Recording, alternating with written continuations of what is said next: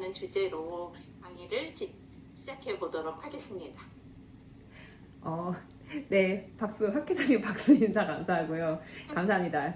그리고, 후회를 많이 했어요. 제목을 정할 때는 뭔가 1시간 특강이니 거창하게 해보자. 우리 시리즈 강연이니까, 이 사유의 물결을 일으켜보자 하면서 뭐 이렇게 제목을 정했는데, 왜 이렇게 정했을까? 시간이 다가올수록, 너무 어려운 주제를 정했구나. 내가, 나 따위가 무슨 사유를 한다고 이런 힘든 제목을 정했을까? 후회를 하며 이제 지난 그 첫날 강의, 둘째 날 강의 들었는데, 사실 저희들이 늘 고민하는 주제들이고, 또 함께 이런 내용들을 나눌 수 있는 이 시간이 좀 어떻게 보면 좀 귀하지 않나 생각이 듭니다.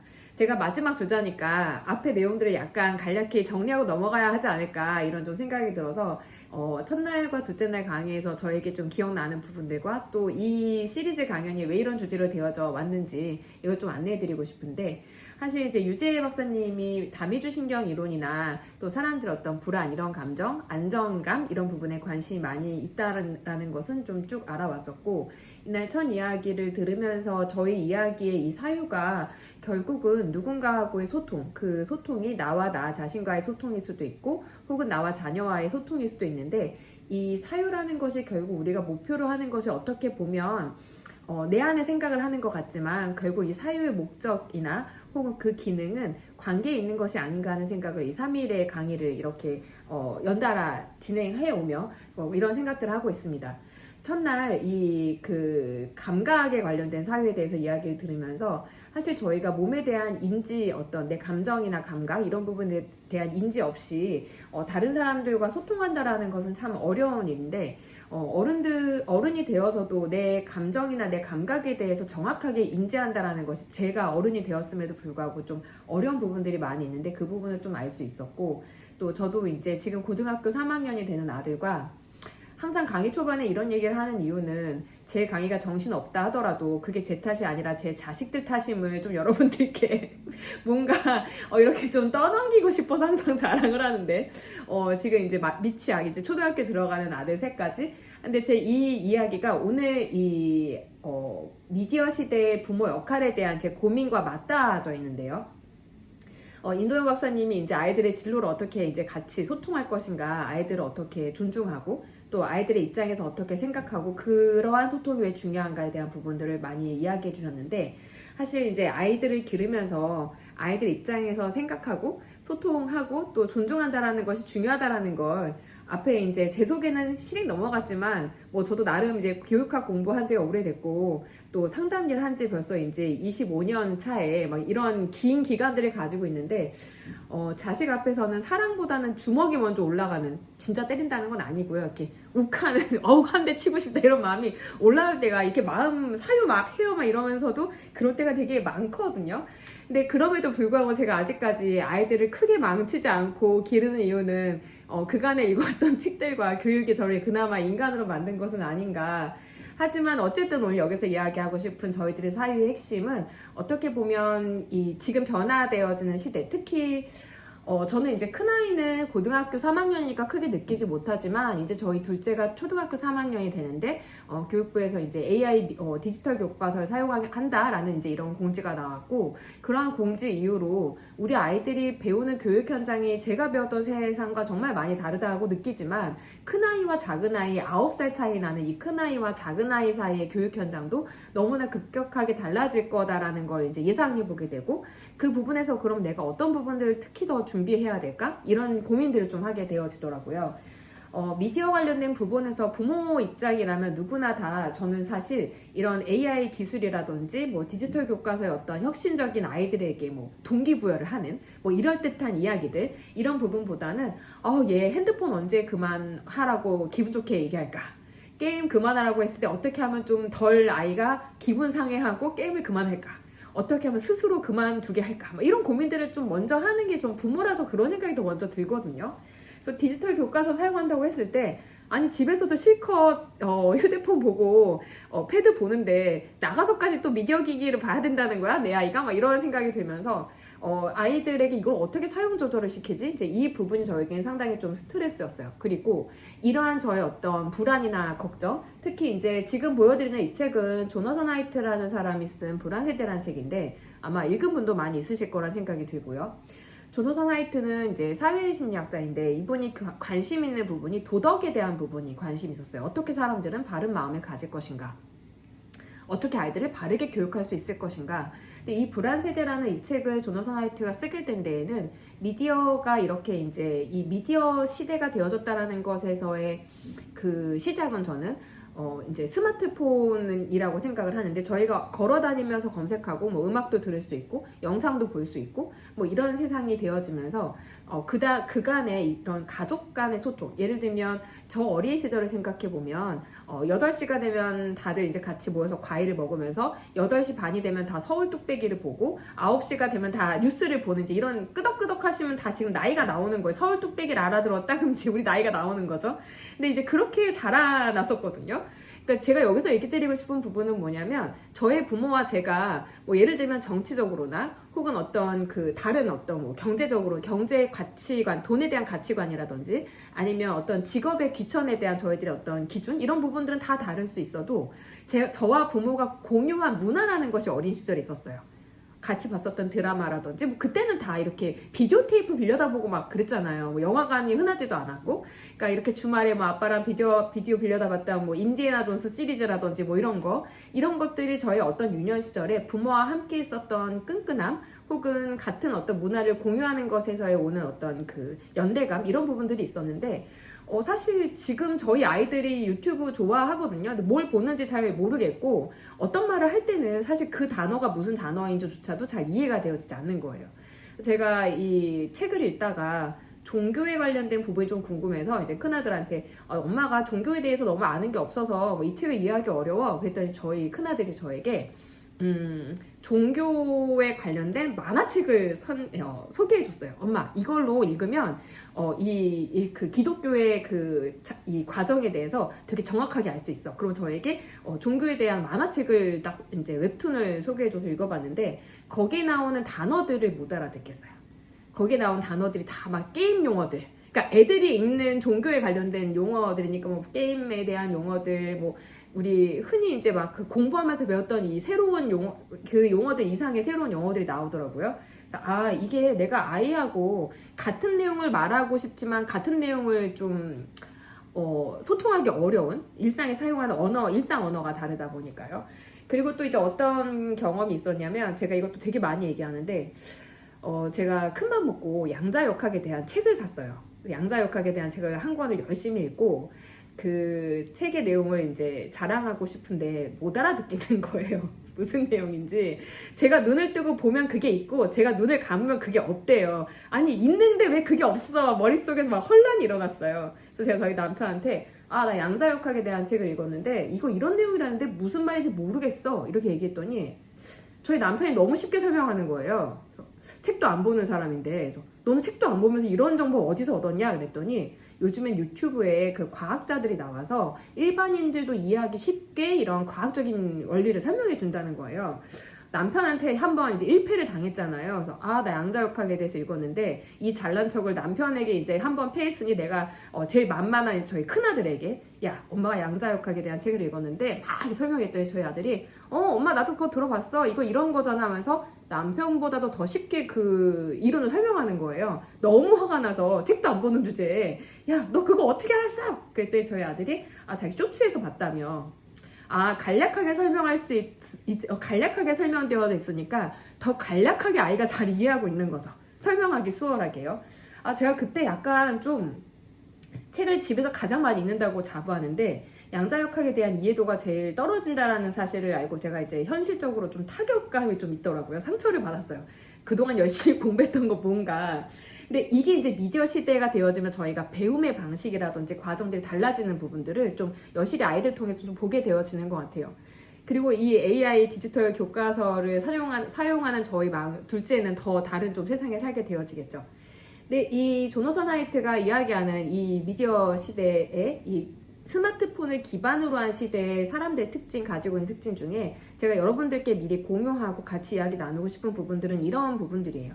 우선 아이들은 자기의 감정이 되게 중요하다고 생각하고 그런 부분들을 표현하는 교육들을 저희 세대와 다르게 받고 있는데 하물며 이제 유튜브의 채널까지 자기 마음대로 골라서 볼 수 있잖아요. 저희 때는 방송국에서 틀어준 것만 볼 수 있는 이런 수동적인 이런 세상에 살았는데, 미디어 세상에 살았는데, 저희 아이들은 골라서 볼 수 있죠.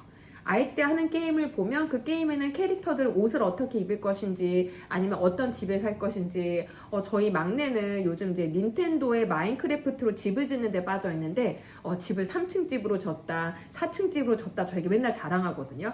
현실에선 절대 가질 수 없는 집을 이제 거기서 갖게 되어지는 거죠. 근데 이런 어떤 아이들이 미디어 기기를 사용하면서 현실과 가상현실, 이제 가상과 현실 사이 어떤 좀 경계가 모호해지는 것? 이런 부분들도 어떤 미디어 시대의 좀 특징이긴 하지만, 제가 저희 아이들을 보면서 드는 생각은, 이런 자기가 원하는 것을 어릴 때부터 고를 수 있는 경험을 하다 보니까, 내가 원하는 것이 무엇이다, 내가 이걸 하고 싶다라는 것들을 어릴 때부터 습득하다 보니까 부모 세대인 저희들에 비해 본인이 뭘 하고 싶고 뭘 원하는지를 훨씬 강렬하고 분명하게 알고 있는 게 요즘 아이들 특징인 것 같아요. 그래서 기르기가 너무 힘들어요. 뭔가 부모 말을 듣는 게 없어요. 항상 거기에 토가 달려요. 이건 왜 이런지, 이건 왜 싫은지, 이건 왜 어떤지, 이런 부분에 대해서 자기의 주장을 이렇게 하는 것을 너무나 당연하게 생각하는 거예요. 예를 들면 밖에 있는 옷 좀 치워, 자기 옷 좀 정리하라고 해요. 그러면 자기는 지금 이거 잠깐 해야 되니까 좀 어렵대요. 근데 이렇게 왜 어려운지 설명하면 이게 뭐 의견을 나누는 거나, 누가 보면 이게 그냥 텍스트로 적혀져 있다고 생각해 보세요. 예를 들어 미녀가 거실에 벗어놓은 잠바 좀 정리할래? 그럼 아이가 거기다가 텍스트로 엄마 지금은 제가 뭐 블럭을 만들고 있어 좀 어려워요. 그럼 자기 의사소통하는 것 같잖아요. 근데 내면에서 제 안에서는 알 수 없는 부글부글하는 이 열받음이 올라오는 거죠. 아니 왜 내 말을 빨리 안 듣는 거야.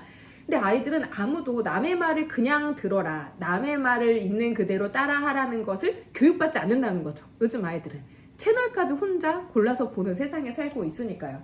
그리고 또 여기에서 특징이 뭐냐면, 아이들은 제가 생각하기에 저희 둘째 막내가 이렇게 유튜브를 보면서 너무 많은 정보를 갖게 되어지는데, 이 많은 정보를 갖게 되어지는 것이 아이들에게 어떤 감정을 불러일으키냐면 박탈감을 되게 많이 불러일으킨다는 생각이 들어요. 예를 들면 장난감 언박싱하는 그런, 뭐 예를 들면 그런 영상을 봤다? 나만 없는 것 같은 거죠.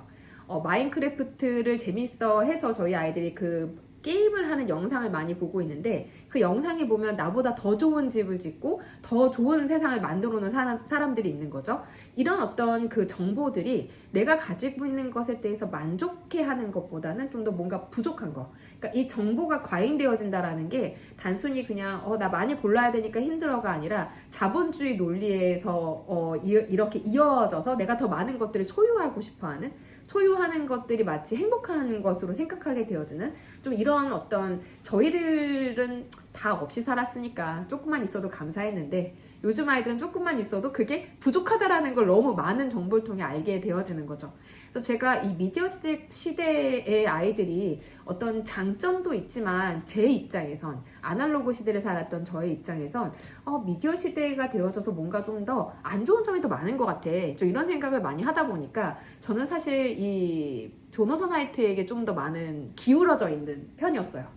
이 미디어가 아이들을 불안하게 하고, 우리들도 이렇게 자기들 멋대로 알고리즘으로 막 조종하고, 우린 좀 경각심을 가져야 돼, 뭐 이렇게 생각을 좀 해왔었는데, 이번 교육을 이제 진행하면서 내가 좀 이렇게 좀 편향된 시각을 갖고 있는 건 아닐까? 저는 어쨌든 국문학을 전공했고 교육학으로 석박사를 한 어쨌든 인문학 쪽에 더 가까운 사람이니까, 기술이나 이런 정보에 대한 어떤 발전과 변화에 대해서 좀 너무 회의적으로 보는 건 아닐까, 좀 이런 생각이 들어서 다른 책을 한 권 또 찾아보게 됩니다. 그 책이 바로 이 이제 살만 칸이 쓴 나는 AI와 공부한다라는 책인데, 이 책을 읽고 첫 번째 든 생각은 뭐였냐면, 역시 아직 AI는 안 된다, 이런 생각을 했어요.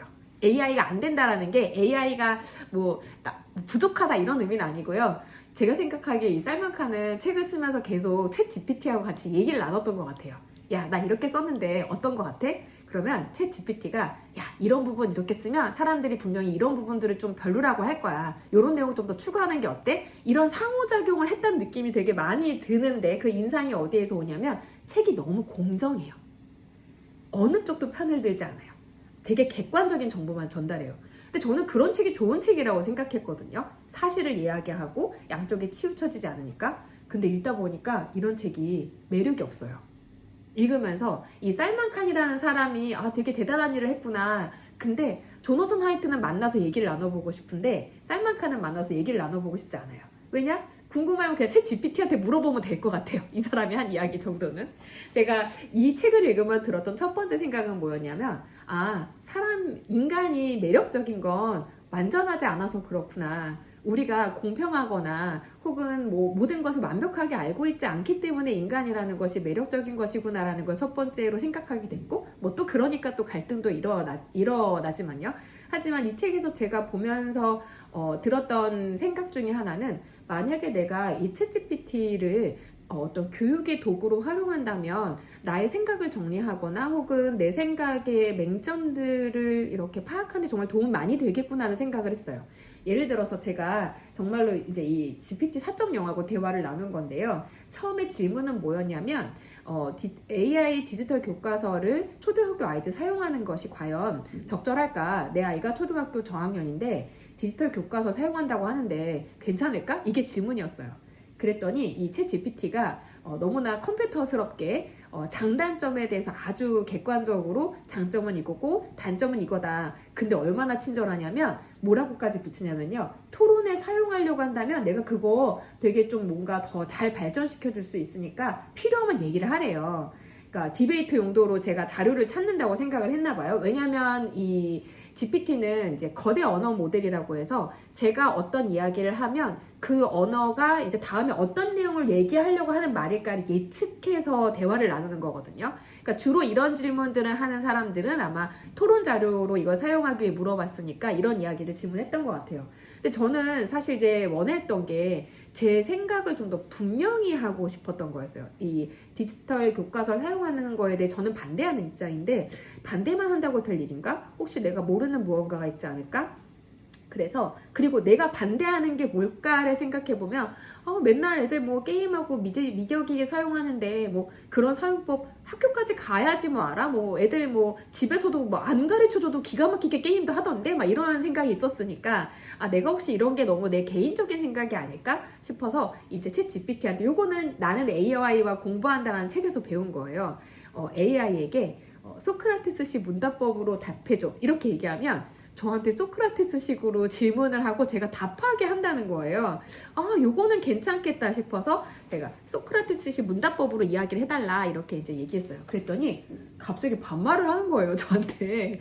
지가 소크라테스가 된 거죠. 저한테 반말로 소크라테스식 문답법으로 대화를 이어갈게. 갑자기 말을 훅 놓더니 내가 질문을 던지고 너의 답변을 통해 스스로 논리를 더 탄탄히 만드는 방식이야 라고 이제 방식을 설명해줘요. 그리고 저한테 초등 저학년 아이들에게 중요한 학습 목표는 무엇일까? 이렇게 질문하는데 제가 여기서 답을 얻었어요.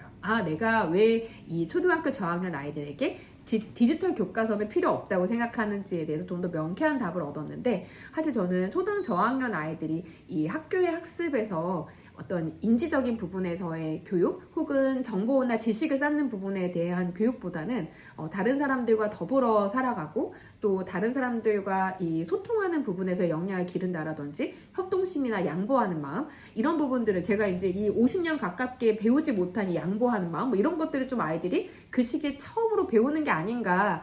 그렇다면 이런 학습 저는 초등 저학년의 아이들의 어떤 학습을 이제 이 인지적인 학습보다는 관계나 이런 이 소통, 이 부분을 좀 더 중요하다고 생각해 왔었던 거죠. 그럼 제 생각에 질문부터가 좀 잘못됐다라는 걸 좀 깨닫게 됐어요.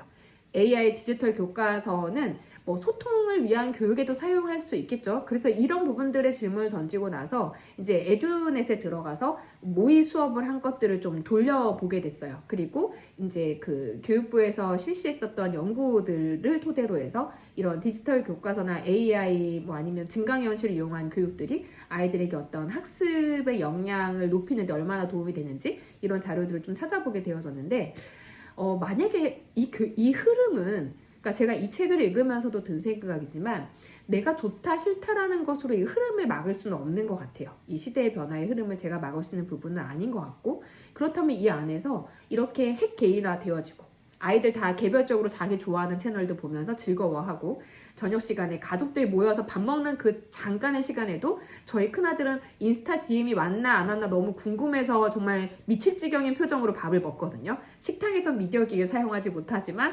알지만 너무 궁금한 거죠. 이런 아이들과 살아가면서 가정 안에서 그럼 나는 뭐 하나를 남겨야 될까? 아이들에게 무엇을 전달해야 될까? 이 부분들이 이제 저의 이 강의의 시작이었는데 괜히 이런 주제 정했다를 이제 후회하면서 강의안을 만들게 되어졌습니다. 우선 우리가 이 3일차의 주제가 사유인데요. 왜 사유를 이제 그 주제로 정했는지 이 부분을 더 좀 간단하게 정리하고 싶어요. 최근에 읽었었던 책에 이제 한나 아렌트와 차 한 잔이라는 책이 있는데 이 책은 한나 아렌트 책은 뭐 제가 읽을 수 있을 만한 책은 아닌 것 같고요. 너무 어렵고요. 한나 아렌트를 한번 탈탈 털어가지고 다시 재정리한 책인데도 상당히 어려웠는데 이 책에 이런 내용이 나오는데 이거 정말 공감했어요. 우리가 이렇게 분노하지 말아야죠. 화내지 말아야죠. 하면 되게 감정을 참잖아요. 근데 사실 분노에 반대되는 것은 이런 어떤 분노가 사그라든 이성적인 상태가 아니라 몰이해라는 거예요. 분노에 반대되는 것은 몰이해. 그러니까 저는 여기에서 아렌트가 무슨 얘기를 하고 싶었을까를 생각해 보면 결국 화가 난다면 우리는 그 사람을 모르기 때문에 화가 나는 것이지 알기 위해 노력한다면 화가 좀 수그러들 거다라는 기대를 갖고 있다라고 이 문장에서 생각을 했어요. 그리고 우리가 만약에 이런 감정들, 나에게 올라오는 분노나 화, 이런 감정들을 자꾸 억누르거나 없애려고 한다면 결국 그건 우리 인간이 아닌 것이, 비인간화 되는 것이야. 저는 아렌트는 정말 냉철한 철학자지만 이 아렌트의 사상은 상당히 뜨겁고 또 되게 다정한 어떤 사랑을 품고 있다고 생각을 하는데 여기에서 제가 이 사유가 왜 생겼을까에 대한 답을 얻게 되어졌어요. 사유라는 게 저희 이제 그냥 사전에서 찾아보면 뭐 개념이나 구성, 뭐 판단, 추리 따위를 행하는 인간의 이성작용이라고 되어져 있는데 이 사유에 대해서 첫 시간에 류 교수님이 간단하게 좀 설명을 해주셨었거든요. 이 사유가 우리 어떤 진화론적인 측면에서 왜 필요했는지, 그러니까 그 사람들 간의 소통이 왜 중요했는지, 인간이라는 되게 유약한 생명체가 더불어 살아가기 위해서 다른 사람의 마음을 예측하고 그리고 사람들과의 관계를 맺기 위해서 저 사람의 감정에 공감하고 이런 어떤 사회화 자체가 생존에 되게 중요한 어떤 핵심이었다는 이야기가 첫 시간에 나와졌었는데 그렇다면 이 사유라는 것도 결국 이제 아주 간소화된 아주 약간 사회의 가장 단순한 쉬운 가장 기본 단위? 이런 부분 생각해보면 제가 슬라이드에 적어두진 않았는데 이 사유의 가장 첫 번째가 바로 눈길 감시예요. 눈길 감시.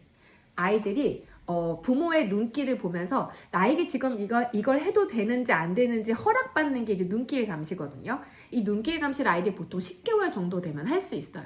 이걸 이제 마음이 발달되어지는 이론에서에 나오는 내용들인데 아이들은 보통 9개월 정도 되어지면 눈길 감시를 통해서 상대방이 나에게 어떻게 느끼고 있는지 허락하는지 안 하는지를 느낌으로 알 수 있고 보통은 이제 우리 아이들이 초등학교 들어가는 8세, 만 한 6세경 정도 되어지면 상대방의 한 행동들이 어떤 의도에서 나온 것인지를 되게 정확하게 아이들이 이제 완벽하게 추론할 수 있게 되어지는데 이런 다른 사람의 마음을 추론하는 거, 이 부분들을 아이들은 왜 할까? 이게 어떤 생존에서도 중요한 부분이지만 저희가 그 과정을 통해 상대방과 내가 연결되어지는 상대방을 이해하고 연결되어지는 이런 부분들을 달성할 수 있기 때문에 저는 사유가 어떻게 보면 우리가 더불어 살아가는 데 있어서 생존에 되게 중요한 핵심이다라고 생각을 좀 하게 되어졌습니다. 근데 중요한 건 이제 이 사유가 그럼 이거는 이제 불안 세대에 나온 내용인데요. 저는 아이들이 사유를 어디서부터 당하고 있는가, 이 미디어 시대에 어디부터 훼손당하고 있는가라고 생각하면 이미 유년기부터 훼손당하고 있다고 생각이 들어요. 근데 물론 저도 그러고 있긴 한데 저희 둘째와 막내가 2살 터울인데 이제 2살 터울의 남자아이들이거든요. 아주 싸울 때는 정말 멱살 잡고 싸우고 둘이 막 이제 막 때리고 난리가 나요. 그러면 정말 말리고 막 재밌게 놀아주기도 해보고 싸우지 않게 하기 위해서 막 다른 걸로 아이들 막 유인해보고 하다가 정 안 되면 뭐를 주면 조용해지나요? 뭐를 주면 제가 쉴 수 있나요? 네, 미디어 기기를 주면 제가 쉴 수 있어요. 미디어 기기를 하는 동안 아이들은 관계 안에서 사유를 하지 않아요. 기계와 사유하기 때문에 저에게 관심이 없고 상대방에게도 관심이 없죠. 그러니까 제가 이 자유놀이라고 하는 것은 이제 규칙이 정해져 있지 않은 이제 현실 세계에서의 놀이를 자유놀이라고 하는데, 아이들이 이 자유놀이 안에서 자기들끼리 규칙을 만들고. 근데 생각해보면 저희 어렸을 때 고무줄 놀이 할 때도 동네마다 규칙이 다르잖아요. 공기놀이 기억나세요? 공기놀이도 동네마다 규칙이 달라요. 어떤 동네는 5알을 다 손등에 올려야지만 이제 이렇게 점수를 먹고, 어느 동네에서는 1점도 점수를 먹고, 이게 다 이제 5점씩 올라가는 동네도 있고 막 다 다르거든요. 근데 이 자유놀이에서의 규칙을 서로 조정해 나가는 거. 아, 야, 우리 동네에서는 다방구 이렇게 안 했는데, 야, 우리 동네는 이렇게 하는 거야. 너 이사 와서 잘 모르나 봐. 이런 우리들의 이런 어떤 그 서로의 규칙을 조정하는 것, 이런 부분들이 사실은 어떻게 보면 어린이들의 정치일 수 있고요. 그리고 그 부분이 어떻게 보면 소통일 수 있고, 아이들끼리 어떤 사유의 어떤 공간이 마련되어지는 거다라고 볼 수 있는데, 이 자유놀이가 실질적으로 일어났을 때 가장 좋은 이득 중에 하나는 뭐냐면, 규칙을 만드는 걸 배우고 뭐 이런 것도 물론 중요하지만, 전 여기서 가장 중요한 게 이 용서의 경험이라고 생각을 해요. 실질적으로 우리가 그룹 안에서 놀 때 아이들 실질적인 상호작용 할 때에는 사실 상대방이 나를 불쾌하게 하거나 뭐 속상하게 한다 하더라도 그 그룹 안에 같이 들어가고 싶으면 좀 이렇게 민기적거리고 미안하다고도 하고, 혹은 친구가 나한테 이제 기분 상하게 한 거 좀 용서도 하고, 이런 과정들이 필요하잖아요. 그런데 SNS나 이런 미디어 세계에서는 용서라는 것이 사실 그렇게 중요하지 않다는 거죠. 안 만나면 그만인 거예요. 나와 상대방이 서로 맞지 않는다 싶으면 서로 이렇게 새로운 그룹을 만들어도 크게 어렵지 않은 거죠. 이 연대 자체가 너무 약하기 때문에. 근데 이런 부분들이 어떻게 보면 우리가 다른 사람에 대한 판단을 너무 섣부르게 하는 것을 강화시키고, 걔는 그런 애야, 나 안 만날 거야. 그럼 걔는 계속 그런 애로 기억이 남게 되어지는 거잖아요. 그래서 우리가 이 사회성 발달에 중요한 자유놀이가 아이들 세계에서 이렇게 미디어가 들어오면서 훼손되어지면서 가장 큰 문제는 전 요 판단을 유보하고 빠르게 용서하는 어떤 경험들, 타인과의 관계에서 이런 부분들을 좀 경험하는 것이 좀 어려워지지 않았나, 이제 이런 생각을 좀 하게 되어집니다. 지금 저희 사무실에서 뭔가 그 방송이 나오는데 혹시 제 목소리랑 맞물려서 들리나요? 좀 괜찮으신가요? 네, 다행이네요. 네, 그럼 이제 제가 생각하는 사회의 목적으로 좀 넘어가 볼게요. 저는 이제 아이들이 이렇게 어린 시기에 친구들과의 관계에서 서로 용서하거나 대화를 나누거나 규칙을 세우면서 이렇게 사유하는 과정들을 관계 안에서도 배워나간다고 생각을 하는데, 결국 우리가 아렌트도 우리가 이 내 분노를 가라앉히기 위해서는 상대방을 이해해야 한다고 말했듯이, 저는 이 사유의 목적은 사랑에 있다고 생각을 하는데요. 요거는 이제 보부아르라는 그 프랑스의 이제 작가이기도 하고 철학자이기도 한 보부아르가 자기 어머니가 돌아가는 과정에 대한 내용들을 이제 자기 어떤 경험을 에세이로 쓴 아주 평범한 죽음이라는 책이 있어요. 근데 그 아주 평범한 죽음이라는 책에 그 보부아르에 대해서 연구하는 학자가 이런 보부아르의 실존 윤리의 핵심, 이제 실존주의 철학자니까 이런 부분을 정리해 놓은 부분들에서 제가 어떤 생각을 좀 하게 되어졌냐면, 한나 아렌트도 마찬가지예요. 한나 아렌트가 쓴 책 중에 이제 대표적인 책 중에 인간의 조건이라는 책이 있는데, 저는 이제 그 책을 이해할 수는 없지만 그 책에 나오는 내용에서 핵심은 이거예요. 우리는 누구나 다 인간으로 세상에 던져졌는데 혼자 살 수 없다는 얘기예요. 혼자 살 수 없다. 인간이라는 존재 누구나 다 더불어 살아야 돼. 그리고 혼자선 살 수 없으니까 우리는 소통을 해야 되고 상대방을 이해하기 노력해야 되고, 우리가 상대방을 설득하는 게 중요한 게 아니라 각자 다른 의견을 말하고 있다 하더라도 그 사람을 무시하지 않는 게 중요하다라는 게 이제 아렌트의 철학의 핵심이거든요. 아렌트는 소통이 시끄러워야 한다고 생각해요. 우리가 다 인간이 다 다른데 어떻게 같은 의견을 가질 수 있겠어. 너와 내가 지지하거나 이해하는 부분들이 다르다 하더라도 그것을 나쁘다고 하는 것이 아니라, 왜냐하면 소통은 진리를 찾기 위해 하는 것이 아니니까 우리가 서로 다름을 존중하고 서로 허용하는 것에서 소통에 이제 중요한 목적이 있다라고 이야기를 하는데, 보부아르도 이제 그런 부분들을 이야기해요. 그리고 전 여기서 오늘 이야기하고 싶은 부분들이, 우리가 만약에 이렇게 사유하는 이번 3일의 이런 시리즈 강연에서도 결국 우리가 좋은 관계를 목표로 하고 있는데, 이 부분에서 올바른 관계를 맺을 수 있는 부모 역할들, 그리고 우리가 그것을 일상에서 어떻게 실천해 볼 수 있는가, 이런 부분들을 좀 돌아보는 게 오늘 제가 이야기하고 싶은 부분이고, 또 그 부분에서 제가 어떤 노력들을 했는지를 좀 소개하는 게 오늘 이야기 후반부가 될 것 같습니다. 저는 알고리즘의 노예거든요. 웬만한 인스타에 유명한 그 뷰티 이템과 그 청소용품들은 거의 가지고 있어요.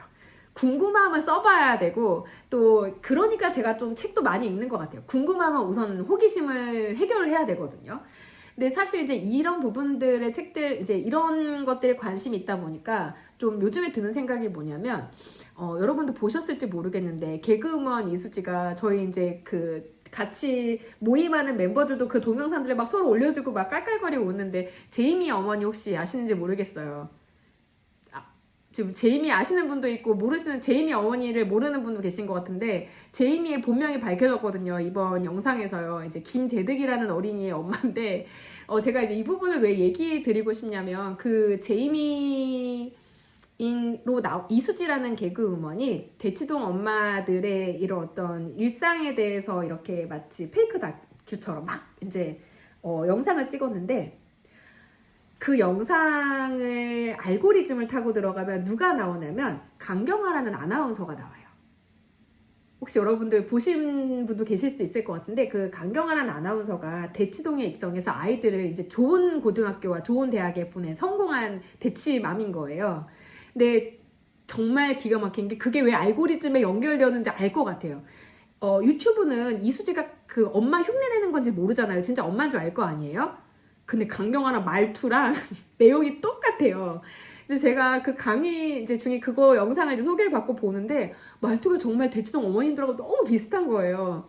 근데 제가 이 알고리즘이 이제 이렇게 비슷하게 엮어서 보여준 걸 보면서 어떤 생각이 들었냐면, 과연 내가 보고 있는 정보들이 쿠팡에서 검색한 게 네이버에서도 추천하고 인스타에도 추천하고 있다면, 과연 내가 이걸 사고 싶어서 산 것인가, 너가 이것을 사게 하겠다라는 이 알고리즘의 어떤 강력한 의지에 의해서 내가 이 물건을 산 것인가, 이 부분이 좀 헷갈리게 되어졌어요. 근데 제가 이제 이런 제대로 생각하는 것, 혹은 제대로 글을 읽는 것에 대해서 이제 최근 관심이 많아서, 지난 1월 달에 미디어 철학을 전공한 이제 선배를 꼬셔가지고, 저희 이제 같이 독서 모임하는 멤버들과 이 제대로 읽는다라는 게 뭘까, 미디어를 제대로 읽는다, 리터러시에 대한 이제 교육을 들으면서 그 선배가 얘기해준 것 중에 되게 기억나는 멘트인데요. 요즘 세상은 내가 어떻게 생각할지를 세상이 정해준다는 거예요. 아, 내가 세상을 이렇게 받아들여야지가 아니라, 세상을 이렇게 생각해야 된다라고 알고리즘이 정해주는 세상이래요. 그래서 이 알고리즘을 깨고 나만의 사유를 갖기 위해서는, 내가 받은 정보가 도대체 이 정보를 내가 취했을 때 누가 이득이 있을까?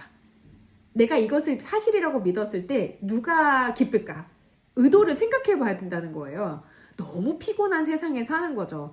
저는 조중동 세대에 컸거든요. 어린 시절에 신문하면 정말로 이렇게 아침에 이렇게 인쇄되어서 오는 신문을 보는 어린 시절을 보냈는데, 저희 어린 시절만 해도 신문이 만약에 잘못 오보가 있었다 하면 다음날 정정 보도를 내야 되죠. 그리고 사실 그거는 기자에게 되게 좀 치명적인 수치스러운 상황이었을 거라고 생각을 해요. 왜냐하면 그 신문에 기자 이름이 다 바뀌어 나오니까요. 근데 요즘에 제가 기사를 볼 때 제 기준이 생겼어요. 이 온라인에서 기사를 볼 때 우선 기자 이름이 제대로 적혀져 있는지를 봐요. 기자의 이메일 주소도 보고요. 제가 이렇게 얘기했더니 저 선배가 뭐라고 얘기했냐면, 그거 가짜 이름이기도 하고 가짜 이메일 주소일 수도 있어, 이렇게 얘기하는 거예요. 온라인 세상에서 어떻게 믿을 수 있냐는 거죠. 처음 보는 신문사, 온라인 신문사, 인터넷 신문사의 기사를 읽을 때에는 한번 그 신문사를 검색해봐요. 어떤 정치적인 성향을 가지는 신문사인가? 아니면 이 신문사가 뭐 어떤 종교적인 색채를 가지고 있는가? 이런 부분 좀 검색해보고 읽게 되어졌는데, 제가 이제 이런 이야기를 드리는 부분은 뭐냐면, 미디어 시대에서의 정보가 되게 과잉되어지면서의 첫 번째 문제는 진짜 같은 가짜가 너무 많다는 거고요. 진짜 같은 가짜가 많은 상황에서의 저희는 사실 소통이라는 것이 불가능한 기본값이에요. 상대방이 나에게 거짓을 말하고 있다면 그건 저희가 소통을 통해서 해결할 수가 없어요. 저희가 좋은 대화를 나누고 싶으면 좋은 사람을 만나야 되는 거하고 비슷한 논리인 거죠. 가짜를 가지고 저희가 아무리 그럴듯하게 말한다고 해서 그 말이 진짜가 되어지진 않잖아요. 그래서 저는 미디어 시대에, 제가 이제 챗 GPT한테도 물어봤어요. 미디어 시대의 부모 역할에 뭐가 제일 중요할까? 1번이 바로 디지털, 이제 미디어 리터러시를 1번으로 챗 GPT도 꼽더라고요. 그 정보가 진짜인지 허위인지 그 정보를 정확하게 이해하는 능력, 그 다음으로 두 번째로 추천한 게 미디어 기기 사용 시간이라든지 현실 세계에서의 어떤 일상을 영위하기 위해서 미디어 기기를 어떻게 조절할 것인지에 대한 내용들을 가르쳐야 된다라고 이야기를 해요. 사실은 부모 입장에서는 기기 사용 조절이 1번일 것 같은데 GPT는 우리가 정보를 변별할 수 있는 어떤 힘, 정보가 정확한 건지를 판단할 수 있는 힘, 이런 부분도 더 중요하다라고 이야기를 하더라고요. 그래서 제가 저의 사유의 기준을 돌아봤어요. 저는 그렇다면 생각할 때 무엇을 기준으로 삼는가? 저는 기본적으로 어쨌든 지금은 학자로 살고 있지는 않지만 교육학 전공자니까 항상 이론을 기준으로 생각했던 것 같아요. 아이들의 발달에서 이 발달의 단계에 우리 아이가 적절한가 아닌가 보기 위해서 책을 찾아보는 게 저에겐 익숙한 일이었는데, 예를 들면 우리 아이 사회성 발달이 적절한가 그 부분이 궁금하다면 이제 이렇게 뭐 발달 단계 이런 이론들을 찾아보는 거죠. 근데 저는 어쨌든 제가 박사를 12년도에 받았거든요.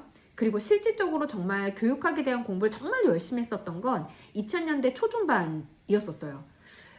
그러니까 제가 여기서 얘기하고 싶은 얘기는 뭐냐면, 그간 한 20년 동안 제가 알았던 많은 것들이 뒤바뀌고 또 수정되어지고 훨씬 더 좋은 어떤 이론들로 이렇게 변화되고 성장되어졌다라는 사실을 놓치고 살았다라는 것을 좀 최근 들어서 이제 좀 깨닫게 되어지는데, 그 첫 번째가 바로 매슬로우의 욕구 위계예요. 저희 이제 평생교육 전공하신 분들도 계시고 교육학 전공하신 분들도 계시니까 이 심리학 전공자들에게는 거의 꼭 외워야 하는 어떤 좀 그 중요한 개념 중에 하나잖아요.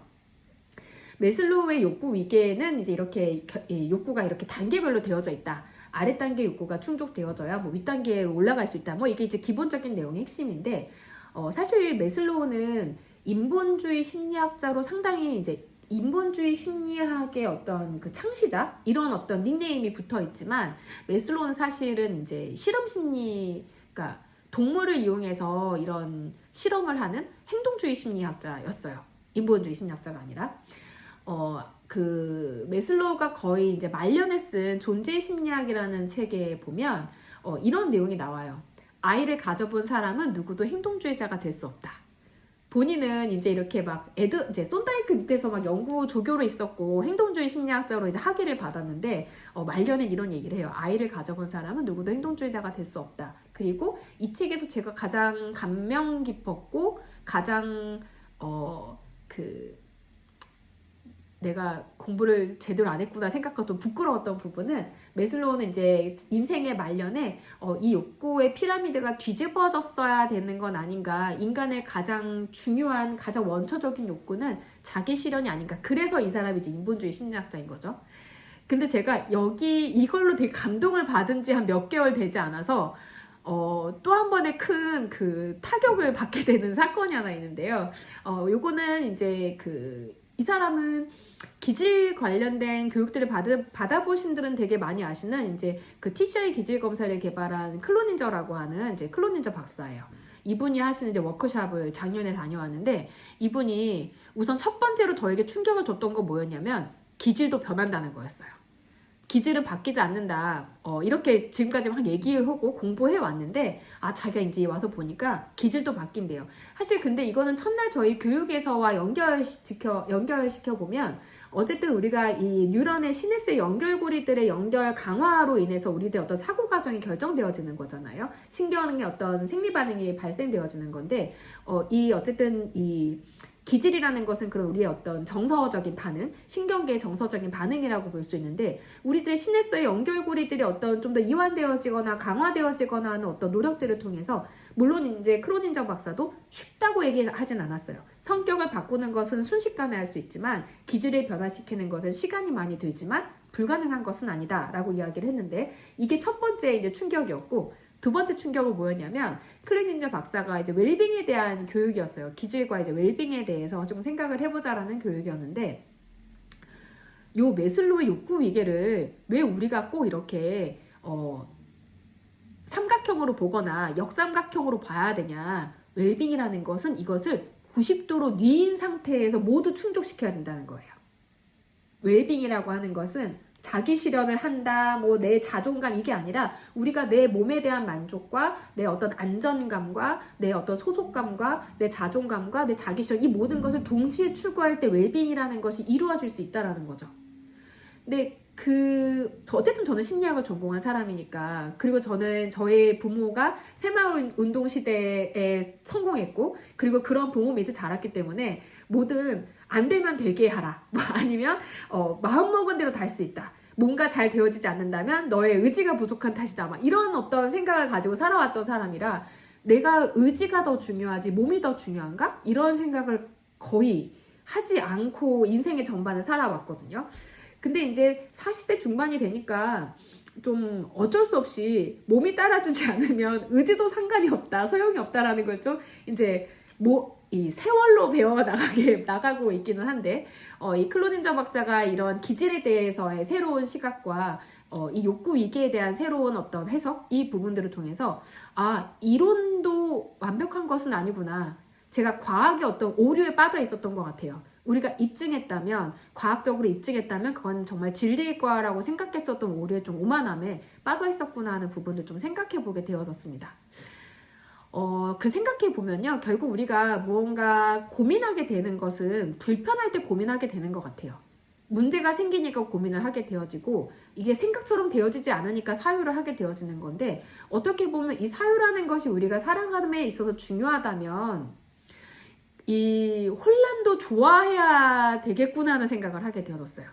만족스러운 상태에선 대부분 우리가 생각할 거리가 잘 없죠. 안 되니까 생각을 하게 되어지는 건데, 이 혼란에 관련돼서 여러분들과 좀 나누고 싶었던 얘기 중에, 요거는 아마 제 기억에 조나선 하이트가 쓴 책에 아마 행복에 대한 책일 수도 있고, 너무 서문에 간략하게 나와서 기억이 나지 않는데 제가 되게 기억에 많이 남아서 노트에 기록해 두었던 내용인데요. 바이오스피어 2라고 하는 인공 생태계 실험이 있었대요. 아마 아는 분도 계실 것 같아요.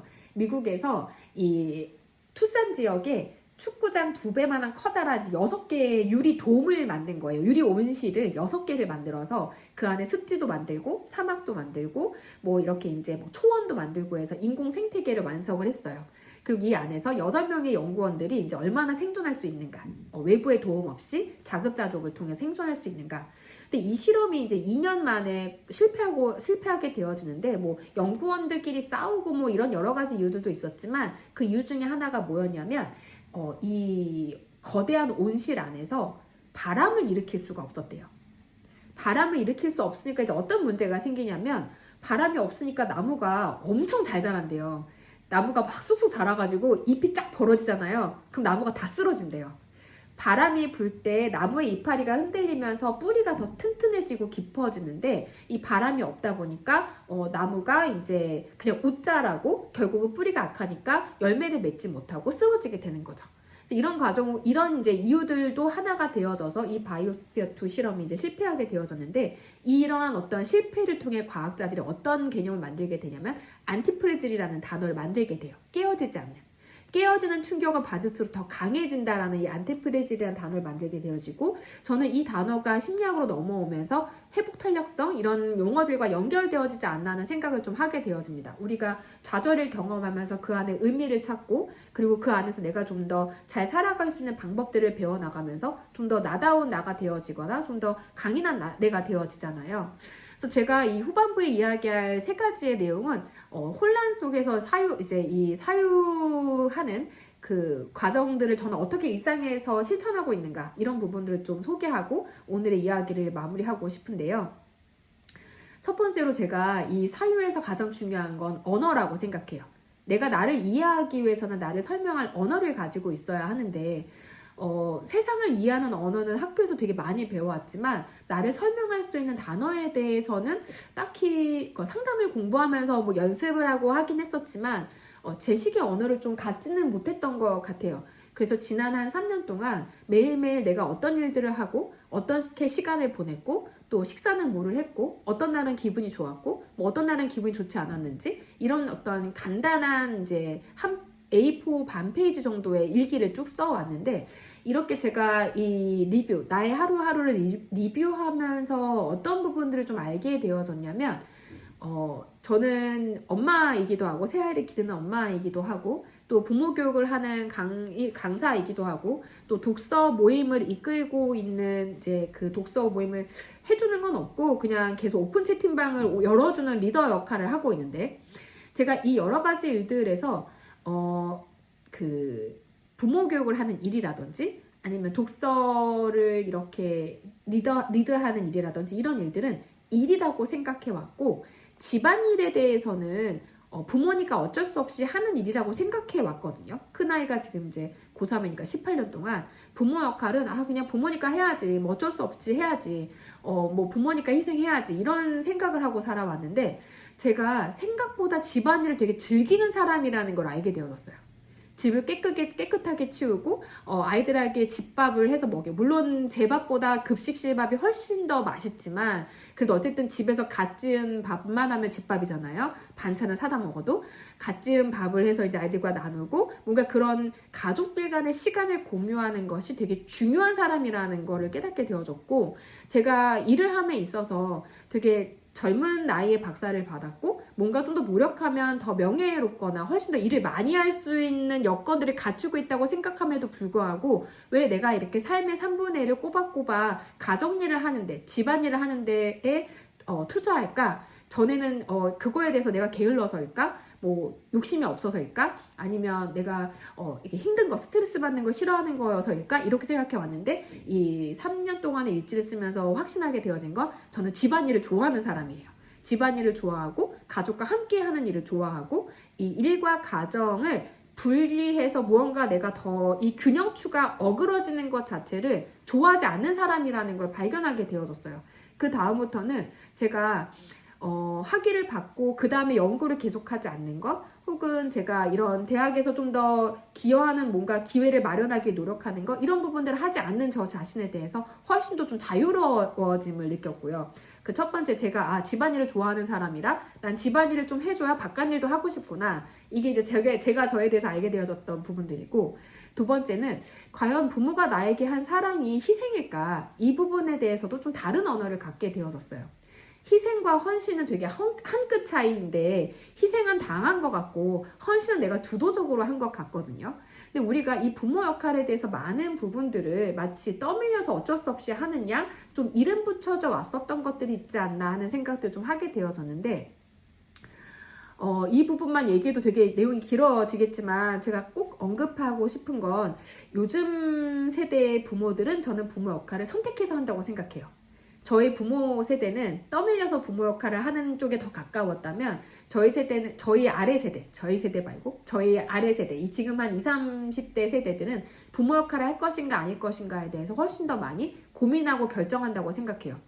근데 저의 지금 이 40대, 50대 세대는 그게 좀 혼재되어져 있는 것 같아요. 그냥 나이 찼으니까 결혼하고 애도 낳고 해야지. 그게 당연하게 사람이 사는 과정이지 않아? 이렇게 생각하는 사람들도 있고 나는 결혼하고 싶고 지금 애를 낳고 싶으니까 지금 낳을 거야 생각하는 사람들도 있고 이게 좀 뭐 사람들의 개인마다 다르겠지만 딱 나눌 수는 없겠지만 흐름이 좀 달라지고 있다고 생각을 하는데 그 생각하는 이유 중에 하나가 이 30대 중반의 부모들을 상담해 보면 요즘에는 남자들도 육아휴직을 되게 많이 하는데 그 육아휴직을 아내와 공평하게 하기 위해 하는 경우들이 많아요. 태어나서 신생아 기간 동안에는 아내가 1년 동안 육아휴직을 했으면 이제 내가 1년 동안 아이를 돌봐야지 이 육아에 대해서 누가 더 하고 덜하고 이런 생각들을 저희보다 훨씬 더 이렇게 민감하게 생각하는 것 같아요. 공평하게 서로 이렇게 그 육아에 동참하는 부분들을. 근데 그렇다면 이 부모 역할에 대한 어떤 이름들도 시대의 흐름에 따라서 좀 내용이 바뀌어야 되지 않을까. 우리 부모는 우리에게 헌신했다면, 희생했다면 나는 우리 아이들에게 헌신하고 내 아이들은 자기의 자녀를 기를 때 헌신하거나 희생하거나의 것이 없이 국가의 어떤 도움으로 그냥 자동으로 아이들이 길러질 수도 있겠죠. 이렇게 저출생의 시대라면 저희 큰아들 기를 때에는 학교에 끝나면 1시, 12시 반 막 집에 데리러 가야 됐는데 저희 막내 요번에 학교 가는데 늘봄학교 신청하면 공짜로 3시까지 봐준대요. 나라에서 많은 부분들의 육아를 큰아이 때는 한 달에 40만 원씩 어린이집에 돈을 내야지 아이를 봐줬는데 둘째 막내는 어린이집은 다 무상 보육이고 그리고 유치원은 일정의 비용만 내잖아요. 우리가 아이들을 기르는 데 있어서의 어떤 부모 역할 이런 부분들도 좀 개념을 달리해야 되는 거 아닌가? 우리가 좀 다른 이름을 붙여야 되는 거 아닌가? 그래서 제가 부모 교육을 하면서 부모들에게 되게 많이 하는 이야기 중에 하나가 뭐냐면 부모 교육서를 읽을 때 반드시 저자를 확인하고 읽으라고 얘기해요. 그 저자가 어떤 배경을 가지고 있고 나이는 어느 때이고 그리고 그 사람은 남자인지 여자인지 남성과 여성이 자녀를 보는 시각은 다를 수밖에 없다고 생각하고 일반 부모였다가 성공한 사람들, 그러니까 자녀를 잘 성공시켜서 책을 내는 사람도 있잖아요. 예를 들면 아이를 서울대 의대에 보내고 싶다면 이렇게 공부시키십시오. 그 사람이 가지고 있는 백그라운드를 가지고 이해하고 그 책을 맥락으로 보지 않는다면, 맥락 안에서 보지 않는다면 사실 저희가 그 사람이 한 이야기를 우리 아이에게 대입할 수는 없는 거죠. 내가 그 사람이 아니니까. 그래서 저는 아이를 한창 기를 때에 제일 싫었던 책이 남자 의사 선생님이 쓴 책이 제일 싫었어요. 너 애 젖이나 먹여보고 하는 소리야? 막 이런 얘기를 하면서 책을 읽었어요. 아마 그 부분에서는 이제 어떤 이유 때문이었냐면 아이에게 이로운 게 뭔지 알려주지만 그렇게 아이에게 이롭게 하기 위해 부모가 얼마나 애써야 되는지에 대한 공감이 없었던 부분들이 상당히 좀 아쉬웠는데 최근 이제 의사 선생님 중에 책을 많이 쓰시는 남자 선생님이 계시거든요. 그분은 또 엄마들의 고충을 또 되게 잘 공감하시는 책을 쓰셨더라고요. 그래서 이런 부분들도 이제 어떤 그 부모 역할이나 어떤 육아, 양육 이 부분의 사유가 깊어지면서의 변화가 아닌가, 시대의 어떤 변화의 흐름에 따라 달라진 게 아닌가 하는 생각이 들어요. 두 번째는 저는 우리가 삶에서 이 가치, 어떤 가치를 내가 중요하게 여기고 살아갈 것인가, 어떤 가치를 추구할 것인가를 생각해보며 살아가는 삶이 되게 중요하다고 생각하는데 저는 내가 어떤 가치를 위해 살아갈 것인가를 생각하는 사람이 품위 있는 사람이라고 생각을 해요. 이건 제 개인적인 그냥 생각인데 우리가 가치를 추구하고 노력하고 이 부분에서 뭔가 좀 더 숭고한 부분들을 추구하는 것은 나를 위함이 아니라 사실은 대부분 가치 추구는 공동체라든지 아니면 우리가 타인을 위해 나 자신을 위한 가치를 위해 살아가는 사람은 잘 보지 못한 것 같아요. 가치의 이름들도 대부분 다 그렇고요.